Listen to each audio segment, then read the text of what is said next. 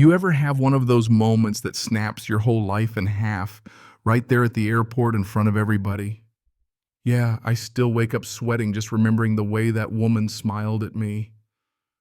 That sick, smug grin as she snatched my 6-month-old daughter's passport right out of my hand, right there at the TSA checkpoint in Atlanta. My wife, Maya, was clutching our stroller, eyes wide with fear, and I swear for a second I thought we were about to lose everything forever just because some stranger decided she could. And the worst part, she was loving every second of it. You could see it. The way she squared her little navy blazer with the HOA president pin like she was defending her own turf even though we were 2,000 miles from any subdivision. She had that perfect blonde bob, that damn clipboard, and a name tag that said Karen Whitmore, Volunteer Airport Ambassador. Volunteer as if that meant she could run the whole airport. But let me back up a second. Maya and I had been planning this trip for a year. Aria, our daughter, was born with a rare heart condition. The only doctor who could help her without cracking her chest open was all the way in Zurich. We jumped through every hoop, sold half our stuff, took unpaid leave. Everything led up to this flight, the one shot to save our baby's life.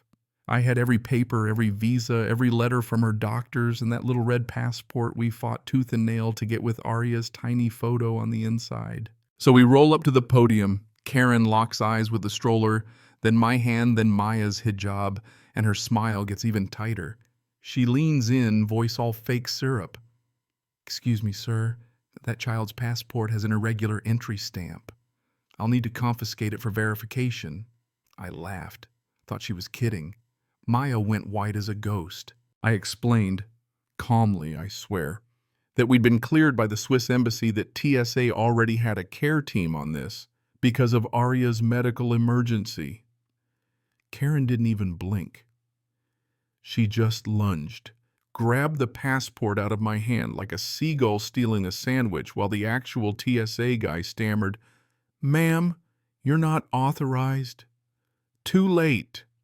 She was flipping through those pages like she ran Homeland Security. And then she did it.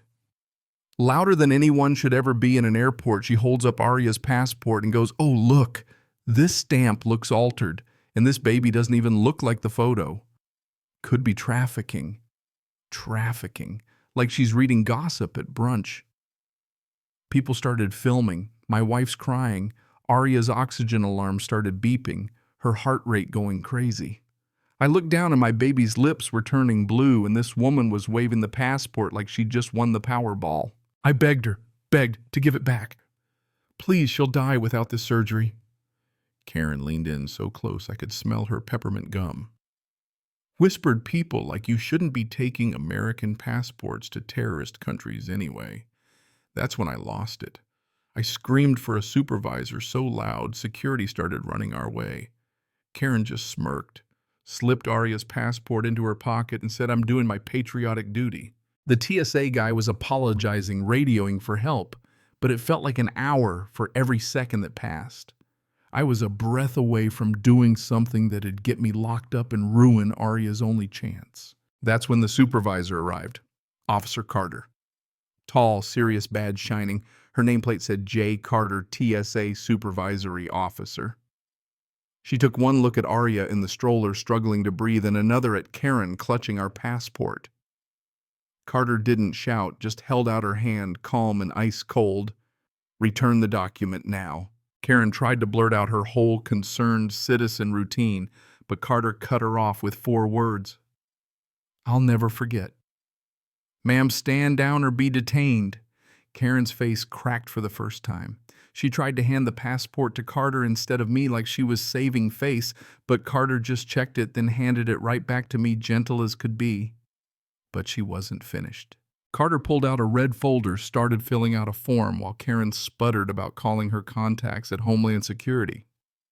Carter ignored her stamp something 3 times, then looked up with the tired eyes of someone who's seen one too many Karens. "Mr. and Mrs. Rahman, from this moment forward, you and your daughter have permanent diplomatic medical clearance at every U.S. airport. No more document checks, no more secondary screening. You walk straight to the gate, any flight, any time for the rest of your lives." She handed me the paper. It was signed Official Impossible. Karen's face turned the color of a plum. She started screeching about abuse of power, but 2 federal agents appeared, cuffed her so quick she dropped her clipboard and walked her away while she shrieked about knowing the governor.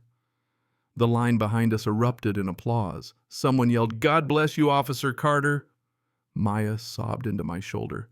Arya's color started coming back, and I just stood there shaking, barely able to breathe. But that was just the start. Because when we finally boarded that plane and I looked at that diplomatic clearance letter again, I noticed something else. A handwritten note from Officer Carter explaining why she did what she did and the real reason Karen targeted us. But I'll get to that. We made it to Zurich. Arya got her surgery. 6 weeks later, we were back in Atlanta, exhausted but alive. Arya's chest rising and falling for the first time without that horrible oxygen alarm. I thought the nightmare was over. I was wrong. 3 days later, there's a knock at 2:00 a.m. I open the door to 2 cops, and you guessed it, Karen Whitmore standing between them with that same evil smile and a manila folder. "Mr. Rahman," one cop says, voice heavy, "we have a court order to remove your child for suspected medical neglect and passport fraud." Maya screamed. I saw red. Karen just whispered, "Told you people like you don't belong here."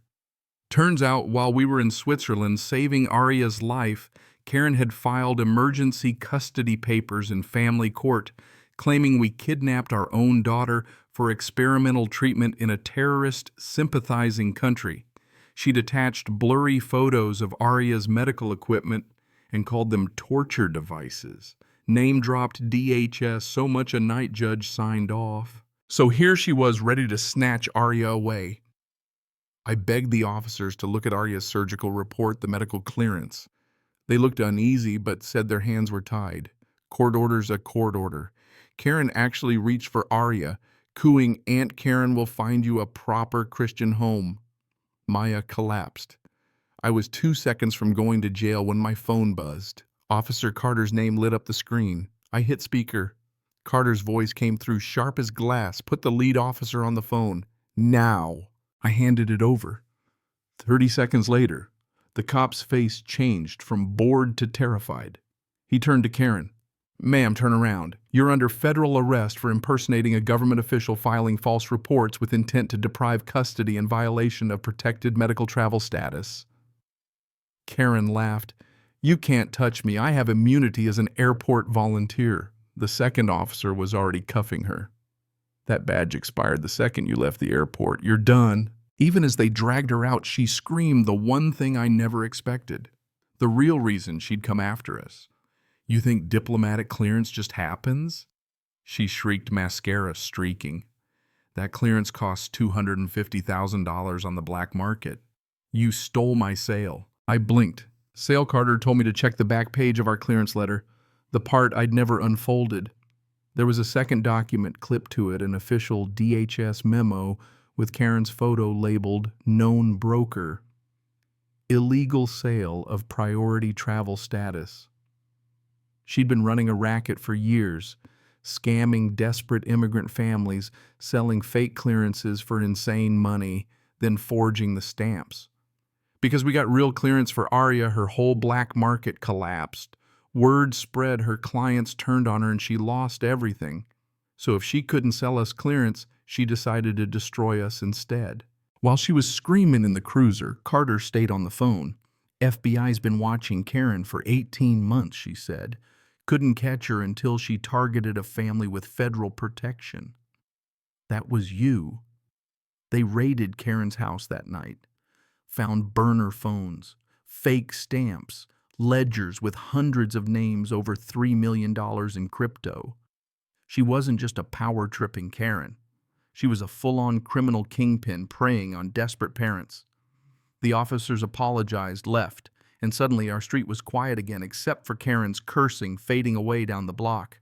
I thought that was the end. But 2 days later, a black SUV pulled up and a man in an expensive suit stepped out holding a thick envelope with the TSA seal. Introduced himself as Assistant Director of Field Operations, handed me the envelope and said, "On behalf of the United States government, We owe you more than an apology." Inside was something I never thought I'd see, a letter on White House stationery signed by the president. Underneath, 3 dark blue diplomatic passports, valid until Arya turns 25 each, marked Diplomatic Medical Immunity, Global Lifetime, no inspection ever required. The man said, "Effective immediately, your family has permanent code Alpha medical diplomatic status. Higher than most ambassadors.